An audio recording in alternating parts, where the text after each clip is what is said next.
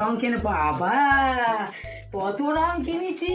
এরকম আমি এই মোড়ের মাথায় যে রং কিনতে বলে এগুলো সব কিনেছি। তুমি এসছো ভালোই হয়েছে, আমি নাহলে তোমার ডাকি যেতাম এক্ষুনি। এরকম বেলুন কিনেছি। এত বড় বড়? হ্যাঁ অনেক বড় বড়। এই রংগুলো অনেক দাম নিয়েছে রে। তাহলে চলো আমরা গিয়ে খেলি। এরকম একটা টুপিও কিনেছি। এরকম রোদ্রও লাগে না, তা শুধু রং মাখালে একটু মিষ্টি খাওয়াবি নি? হ্যাঁ মিষ্টি দিয়ে একটু মিষ্টি নিয়ে আমি একটু বসি। তুমি বসো ঘরে। যা তুই একটু মিষ্টি নিয়ে আবার বেশ করে মিষ্টি নিয়ে কেন মনে মতো সবাইকে খাওয়াতে হবে। হ্যাঁ তোর সব মিষ্টি দিয়ে রং মাখাতে হয়। প্রত্যেক পুজোয় আমি এদের বাড়ি এলে কিছু না কিছু চুরি করি, কারণ ওটা আমার অভ্যেস। কিন্তু এবারে দোল পুজোয় কি নেওয়া যায়, এই টুপিটা নিলে তো আমি বাজার কাজে যাই, টুপিটা বেশ মাথায় মানে রোদ্দুর লাগবে না, কি সুন্দর। আর এই বেলুনটা কত বন্ধু, এই বেলুনটা আমার নাতি নানিরা খেলবে, বেলুনটা নিয়ে যায়।